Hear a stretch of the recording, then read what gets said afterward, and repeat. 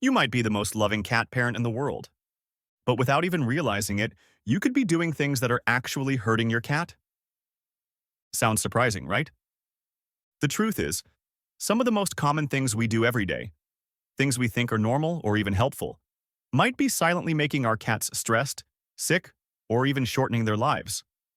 But don't worry, this video will help you fix that.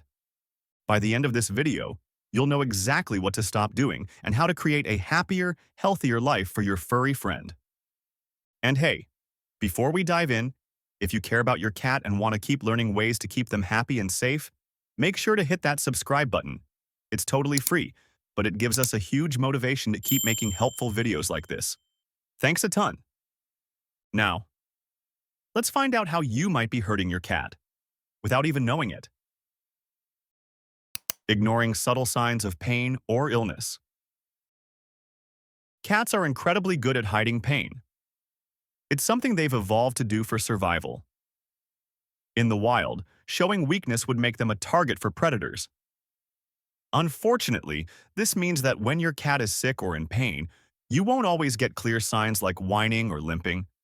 Instead, the symptoms can be super subtle, like not jumping on the sofa as much, suddenly hiding in places they don't normally go, grooming one spot excessively, or even just being a little quieter than usual. Sometimes they might stop eating or drinking as much, or you'll notice more fur balls, changes in litter box habits, or even bad breath.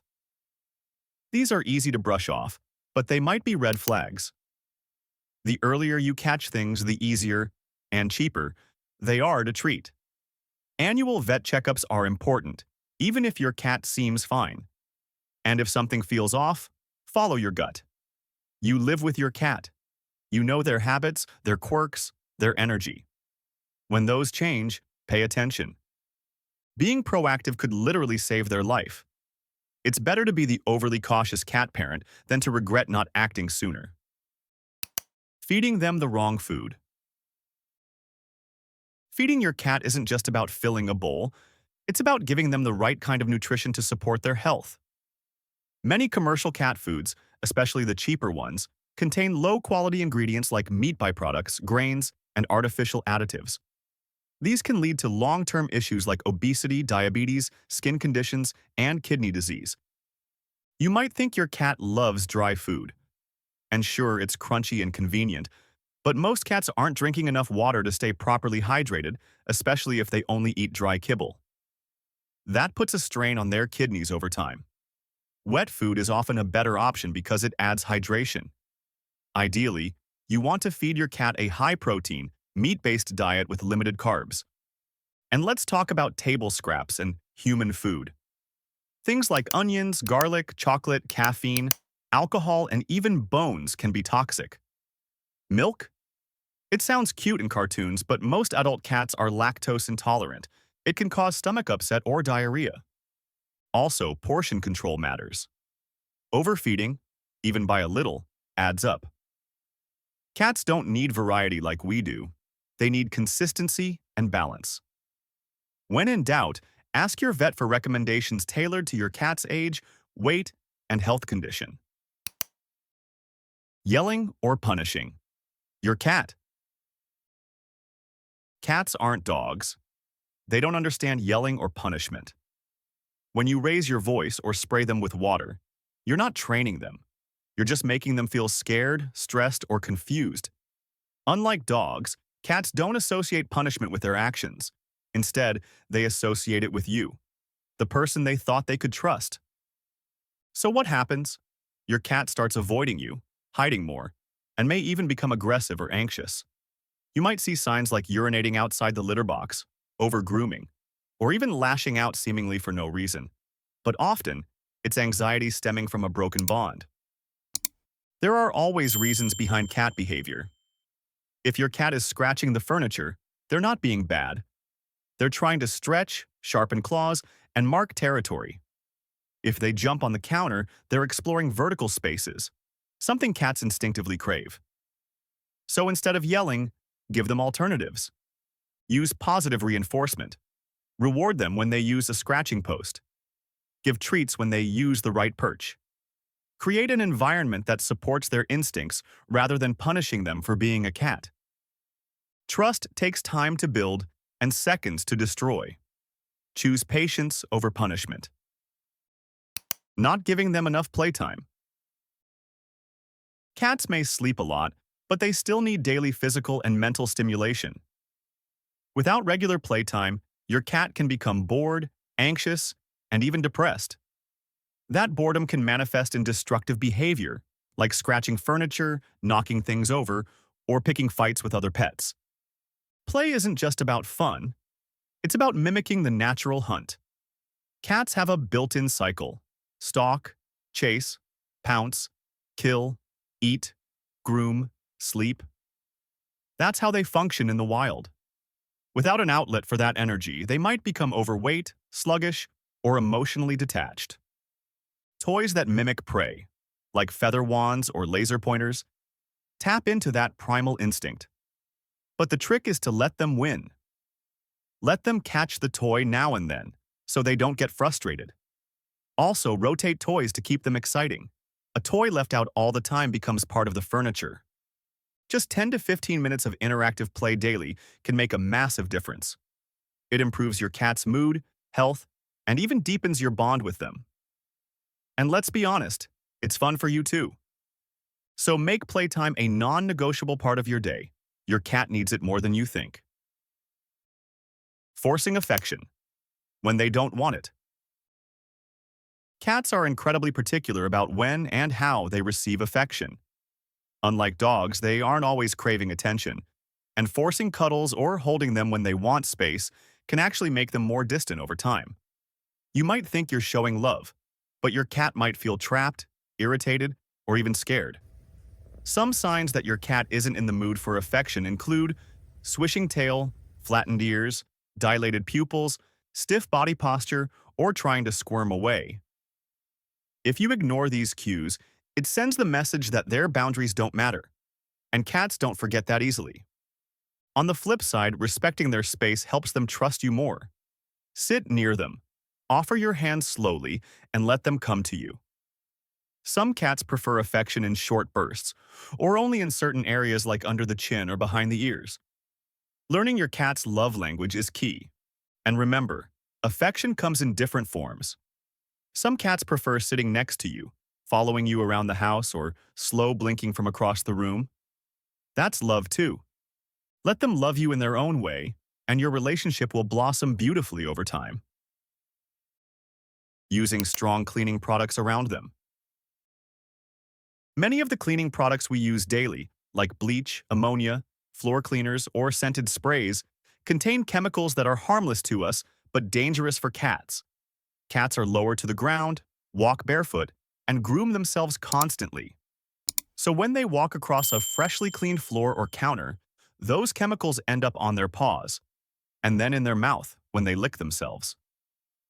Even products with natural or eco-friendly labels can contain essential oils like tea tree, eucalyptus, or citrus, which are highly toxic to cats.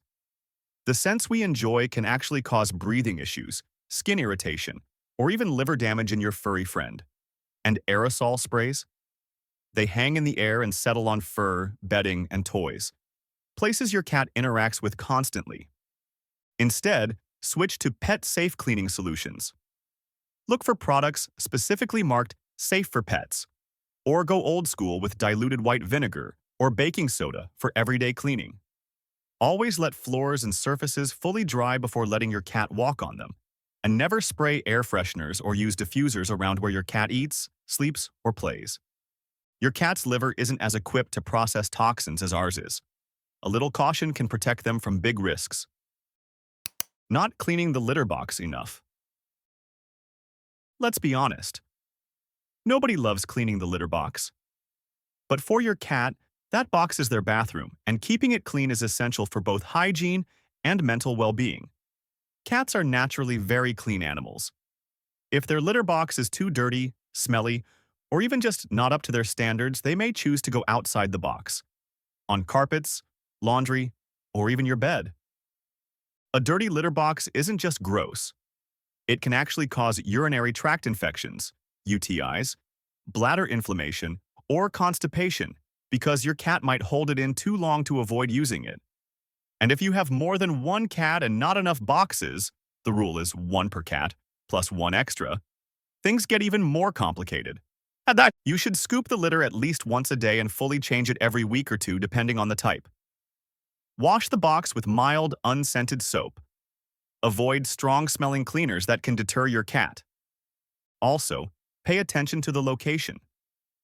It should be in a quiet, low-traffic area, not near noisy appliances or food dishes. Respect their privacy, and they'll thank you with better behavior and better health. Declawing or not trimming their nails properly. Declawing might seem like an easy fix to stop your cat from scratching the furniture, but it's actually a cruel and painful procedure. It's not just removing the nail. It involves amputating part of each toe. Imagine someone cutting off your fingers at the first knuckle. That's what it feels like to your cat. Declawing can lead to lifelong issues like chronic pain, arthritis, difficulty walking, or behavioral problems like biting or refusing to use the litter box.